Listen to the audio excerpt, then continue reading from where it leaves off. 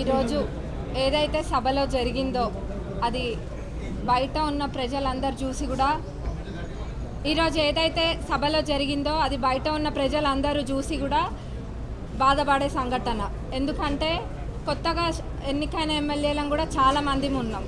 అందరికీ వాళ్ళు ఏం నేర్పియాలనుకుంటున్నారో మరి మాకు అర్థం కావట్లేదు.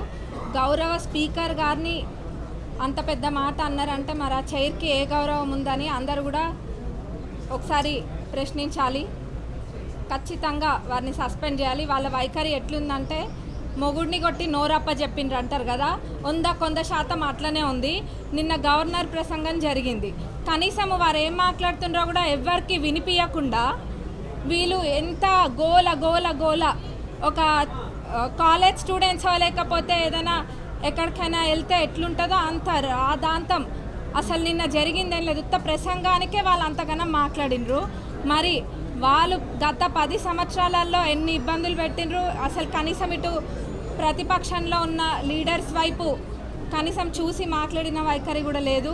మరి ఈరోజు వాళ్ళు మాట్లాడుతున్నారు, అది కూడా గౌరవ స్పీకర్ గారిని పట్టుకొని సభకి సంబంధం లేదని మాట్లాడడం మరి అది ఎక్కడ కూడా ఎప్పుడు కూడా చరిత్రలో లేదు.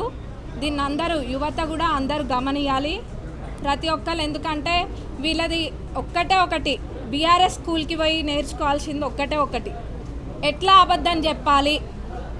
పిహెచ్డి అందులో వాళ్ళందరూ కూడా పిహెచ్డి చేసి ఉన్నారు అబద్ధం చెప్పడంలో. అబద్ధం నలుపుని చూపించి తెలుపు అని 10 సార్లు అంటే తెలుపు అయిపోతుంది అన్నట్టుగానే వాళ్ళు ప్రవర్తిస్తున్నారు.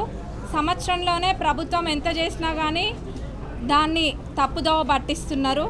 అవి అందరూ కూడా గమనిస్తున్నారు. ఇప్పుడు ఇవన్నీ పక్కన పెడితే ముఖ్యంగా వాళ్ళు దళిత ముఖ్యమంత్రిని చేస్తా అని చెప్పి కూడా చేయలేదు.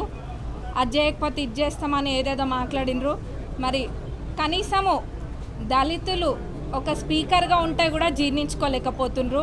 మరి వీళ్ళు ఎవరికేం నేర్పాలనుకుంటున్నారో అందరూ కూడా ప్రశ్నిస్తారు. ఖచ్చితంగా వీళ్ళ సస్పెండ్ చేయాలని అందరం కూడా కోరుకుంటున్నాం. Subscribe us and press the bell icon for more interesting updates.